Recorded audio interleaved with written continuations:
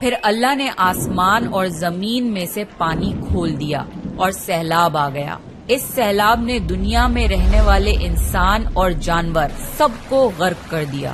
طوفان کا پانی پہاڑوں سے بھی اوپر ہو گیا اور صرف نوح علیہ السلام کی آدم علیہ السلام کے وفات کے 1000 سال بعد جو ہے نوح علیہ السلام اس دنیا میں تشریف لائے اور ان کی واقعہ جو ہے آج ہم لوگ سننے جا رہے ہیں۔ مطلب پہلے پروفٹ جو ہے نوح علیہ السلام، ان کا واقعہ جو ہے آج اس ویڈیو میں ہم لوگ سننے جا رہے ہیں رمسا سلطان کے زبانی۔ تو چلیے ویڈیو کو جو ہے سٹارٹ کرتے ہیں، اور میں آپ سب سے ریکویسٹ کرنا چاہوں گی پہلی بار آئے ہو تو چینل کو سبسکرائب کر دیں، ویڈیو پسند آئے تو لائک کمنٹ شیئر ضرور کریں اپنے فیملیز کے ساتھ۔ تو چلیے ویڈیو کو جو ہے سٹارٹ کرتے ہیں۔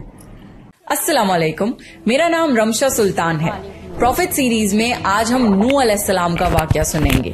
نوح علیہ السلام اللہ کے ایسے پیغمبر تھے جو تقریباً 950 سال زندہ رہے اور اللہ کی طرف لوگوں کو دعوت دی۔ اگر آپ کو پروفٹ سیریز میں انٹرسٹ ہے تو پلیز میرے چینل کو سبسکرائب کر لیجئے۔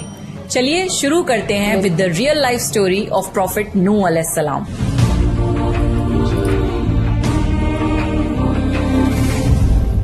آدم علیہ السلام کی وفات کے تقریباً 1000 سال بعد نوح علیہ السلام تشریف لائے۔ آدم علیہ السلام کے بعد کی نسلیں بہت نیک تھیں، پر تقریباً 1000 سال بعد شیطان نے ان لوگوں کو بہکایا کہ کچھ نیک اور بزرگ لوگوں کو یاد رکھنے کے لیے ان کے بت بنا لو، تو لوگوں نے کچھ بزرگوں کو عزت دینے کے لیے ان کے بت بنا لیے۔ اس وقت تو بتوں کی پوجا نہیں ہوئی، پر کچھ نسلوں بعد کے لوگ آہستہ آہستہ ان بتوں کو پوجنے لگ گئے۔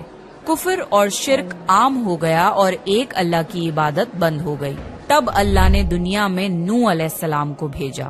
اس وقت انسانوں کی عمریں زیادہ ہوتی تھیں اور نوح علیہ السلام کی عمر تقریباً 950 سال تھی۔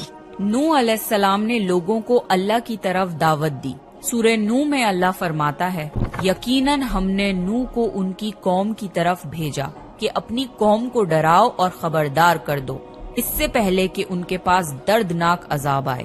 نوح علیہ السلام نے اپنی قوم سے فرمایا، اے میری قوم، میں تمہیں صاف صاف ڈرانے والا ہوں، تو تم اللہ کی عبادت کرو اور اس سے ڈرا کرو اور میرا کہنا مانو، تو وہ تمہارے گناہ بخش دے گا۔ نوح علیہ السلام تبلیغ کے سلسلے میں بہت محنت کرتے تھے، دن رات لوگوں کے گھروں اور اجتماعات میں جا کر انہیں دعوت دیتے تھے۔ نوح علیہ السلام لوگوں کو پرائیویٹلی اور پبلکلی سمجھاتے، یہاں تک کہ انہیں یہ کرتے کرتے 950 سال گزر گئے، پر صرف چند لوگوں کے سوا کوئی ایمان نہیں لایا۔ نوح علیہ السلام کی قوم ان کا مذاق بناتی تھی اور کہتی تھی کہ اگر تم سچے ہو تو جس عذاب کا تم ہم سے وعدہ کرتے ہو اس کو لے آؤ۔ نوح علیہ السلام کی قوم سال در سال برائی میں آگے بڑھتی گئی اور نوح علیہ السلام کو پریشان کرتی رہی، اور کوئی ایمان نہ لایا صرف کچھ لوگوں کو چھوڑ کر۔ پھر اللہ نے نوح علیہ السلام کی طرف وحی کی اور فرمایا، آپ کی قوم میں سے جو ایمان لا چکا ہے ان کے سوا اب کوئی ایمان نہیں لائے گا، پس آپ ان کے کاموں پر غمگین نہ ہوں۔ پھر جب اللہ نے وحی کر دی اور انہیں بتا دیا کہ اب کوئی ایمان نہیں لائے گا، تو وہ نا امید ہو گئے اور اپنی قوم کے لیے بد دعا کی کہ اے میرے پروردگار، تو کسی منکر کو روح زمین میں زندہ نہ چھوڑ اور مومن مرد اور عورتوں کو بخش دے۔ نوح علیہ السلام نے جب اللہ کو پکارا تو اللہ نے نوح علیہ السلام کو ایک بڑی کشتی بنانے کی وحی کی، لیکن نوح علیہ السلام نہیں جانتے تھے کہ وہ اتنی بڑی کشتی کیسے بنائیں۔ تو اللہ نے جبریل علیہ السلام کو ان کی مدد کے لیے بھیجا۔ نوح علیہ السلام ایک پہاڑ پہ رہتے تھے، ان کے آس پاس درخت نہیں تھے، نہ ہی پانی تھا۔ انہوں نے بہت سے درخت اگائے، پھر ان کو کاٹا اور پہاڑ پر بیٹھ کے کشتی تیار کرتے رہے۔ لوگ جب نوح علیہ السلام کو کشتی بناتے ہوئے دیکھتے تو ان کا بہت مذاق بناتے اور کہتے، یہ کیسا مجنون ہے جو پہاڑ پہ کشتی بنا رہا ہے۔ دھیرے دھیرے بہت محنت کے بعد ایک بہت بڑی کشتی تیار ہو گئی۔ ایک جگہ آتا ہے کہ نوح علیہ السلام نے یہ کشتی 100 سال میں تیار کی۔ اس کشتی کی لمبائی 300 گز، اونچائی 30 گز اور چوڑائی 50 گز تھی۔ ایک اندازے کے مطابق اس کشتی کی لمبائی 1 کلومیٹر سے زیادہ تھی اور گہرائی 30 ہاتھ تھی۔ یہ کشتی عام کشتیوں کی طرح اوپر سے کھلی ہوئی نہیں تھی، بلکہ اس کو جیسے نیچے سے بند کیا گیا تھا वैसे ही ऊपर से भी बंद किया गया था ताकि ऊपर से जो बारिश बरसे वो उन्हें नुकसान ना दे। इस कश्ती के 3 फ्लोर्स थे और हर फ्लोर में एक दरवाजा था। अल्लाह ने नूह अलैहिस्सलाम को हुक्म दिया कि मोमिनों को और अपने घर वालों को और जमीन पर बसने वाले तमाम जानवरों का जोड़ा जोड़ा इस कश्ती में सवार कर लो। फिर अल्लाह ने आसमान और जमीन में से पानी खोल दिया और सैलाब आ गया। इस सैलाब ने दुनिया में रहने वाले इंसान और जानवर सबको गर्क कर दिया। तूफान का पानी पहाड़ों से भी ऊपर हो गया और सिर्फ नूह अलैहिस्सलाम की कश्ती इस तूफान में बाकी रही। सिर्फ वही लोग और जानवर बचे थे जो कश्ती पर सवार थे। इतने बड़े नबी होने के बावजूद नूह अलैहिस्सलाम का बेटा कश्ती पर ना आया। नूह अलैहिस्सलाम ने उसे पुकारा कि मेरे बेटे इस कश्ती में आ जा और काफिरों का साथी ना बन। लेकिन उसने कहा कि मैं किसी पहाड़ की चोटी पर पनाह ले लूंगा जो मुझे इस पानी से बचाएगी। नूह अलैहिस्सलाम ने फरमाया कि आज अल्लाह के हुक्म से कुछ बचने वाला नहीं मगर वो ही जिस पे अल्लाह रहम करे। बाप और बेटे के दरमियान ये गुफ्तगू जारी थी कि एक तूफानी मौज ने उनके बेटे को गर्क कर दिया। जब नूह अलैहिस्सलाम के सामने उनका बेटा गर्क हो गया तो उनकी आंखों में आंसू आ गए और वो पुकार उठे, और तूने मुझसे वादा किया था कि मेरे घर वालों को निजात अता फरमाएगा और तू तमाम हाकिमों में से बेहतर हाकिम है, लिहाजा ये नामुमकिन है कि तेरा वादा पूरा ना हो। अल्लाह ने फरमाया, ए नूह, वो तेरे अहल से नहीं था क्योंकि वो काफिर था। कुफर नसब को खत्म कर देता है। अल्लाह ने नूह अलैहिस्सलाम से फरमाया कि आप हरगिज वो चीज ना मांगे जिसका आपको इल्म नहीं। नूह अलैहिस्सलाम ये बात समझ गए और फौरन अल्लाह से तौबा की।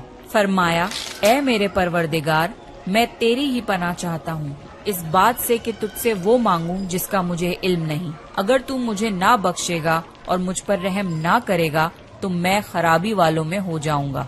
कश्ती नूह अलैहिस्सलाम और उनके साथियों और सारे जानवरों की नस्ल को लिए पानी की तेज लहरों पर बुलंदी से चल रही थी, मगर जमीन पर मौजूद हर चीज, इंसान, जानवर, परिंदे गर्क हो चुके थे। उनमें से कोई बाकी नहीं बचा था। अगर कोई बचा था तो वो थे कश्ती वाले। नूह अलैहिस्सलाम और उनके साथी 6 महीने तक उस कश्ती में रहे। आखिर अल्लाह के हुक्म से तूफान रुक गया। अल्लाह ने जमीन को हुक्म दिया कि वो पानी निगल जाए। जमीन ने सारा पानी निगल लिया और जमीन खुश्क हो गई और कश्ती पहाड़ पर जाकर ठहर गई। अब उन्हें हुक्म हुआ कि सलामती के साथ कश्ती से उतर आइए। आप सब पर बरकत नाजिल होगी और उन नस्लों पर भी जो आपसे पैदा होंगी। फिर सिर्फ नूह अलैहिस्सलाम से आगे की नस्ल शुरू हुई और जमीन में उनकी औलाद के अलावा किसी और की नस्ल बाकी ना रही। सारे जानवरों की नस्लें भी यहीं से फिर से पैदा हुई। नूह अलैहिस्सलाम के 3 बेटे थे, साम, हाम और याफिज, जिनसे दुनिया की नस्ल आगे बढ़ी। साम की औलाद गंदुमी रंग की थी। अरब मुमालिक सीरिया, फिलिस्तीन और इजराइल के लोग साम की औलाद हैं। हाम की औलाद काली रंगत की थी। Africa, aboriginal Australia, India, Egypt और सूडान के लोग हाम की औलाद हैं। गोरी रंगत के लोग याफिज की औलाद हैं। चाइना, जापान, कोरिया और यूरोप के लोग याफिज की नस्ल हैं। नूह अलैहिस्सलाम का चौथा बेटा जो ईमान ना लाने की वजह से बर्बाद कर दिया गया था, उसका नाम किनान था और उससे कोई नस्ल आगे नहीं बढ़ी। कुरान में अल्लाह ने फरमाया, और हमें नूह ने पुकारा तो देख लो कि हम कैसी अच्छी दुआ कबूल करने वाले हैं। हमने उसे और उसके फरमा बरदारों को उस जबरदस्त मुसीबत से बचा लिया और उसकी औलाद हमने बाकी रहने वाली बना दी। तूफान के बाद नूह अलैहिस्सलाम 350 साल जिंदा रहे। फिर नूह अलैहिस्सलाम फौत हो गए। नूह अलैहिस्सलाम की कश्ती आज भी मौजूद है। रिसर्चर्स ने टर्की में इस कश्ती को ढूंढ लिया है। कुरान में अल्लाह ने फरमाया, और बेशक हमने इस वाक़े को निशानी बना के बाकी रखा। बस है कोई नसीहत हासिल करने वाला? लोग स्टोरीज को तो डिनाई कर सकते हैं पर एविडेंसेस को डिनाई नहीं कर सकते। नूह अलैहिस्सलाम की ये कश्ती एक बहुत बड़ा एविडेंस है इस पूरे वाक़े का। तो ये था नूह अलैहिस्सलाम का बेहतरीन वाक़या। नेक्स्ट आप कौन से प्रॉफिट की स्टोरी सुनना चाहते हैं, प्लीज कमेंट करके बताइए। और अगर आपको प्रॉफिट सीरीज में इंटरेस्ट है तो प्लीज मेरे चैनल को सब्सक्राइब कर लीजिए। This is me Ramsha Sultan signing off. مطلب دل جو ہے نا خوش ہو گیا نوح علیہ السلام کی جو ہے یہ واقعہ سن کر کے، مطلب دل جو ہے نا بالکل سے تازہ ہو گیا ہے کہ ابھی تک جو ہے نوح علیہ السلام کی کشتیاں جو ہے ترکی میں ابھی جو ہے وہاں پہ موجود ہے، اور یہ جو ہے اللہ پاک نے قرآن پاک میں یہ لکھی ہوئی کہ یہ نشانی کے طور پہ جو ہے آپ ہمیں جو ہے یہ چیز دیکھنے کو ملی ہے۔ تو آپ سمجھ سکتے ہو کہ یہ واقعہ کتنا زیادہ سچ ہے، اور میں کافی بلیو کرتی ہوں، اگر پروف نہیں بھی رہتا ہے نا تو ہمارے قرآن شریف میں جو بھی چیز لکھی ہوتی ہے نا وہ میں دل سے اسے حقیقت مانتی ہوں، اس واقعہ کو سچ مانتی ہوں، کیونکہ ہمارے قرآن پاک میں یہ چیز جو ہے لکھی ہوتی ہے۔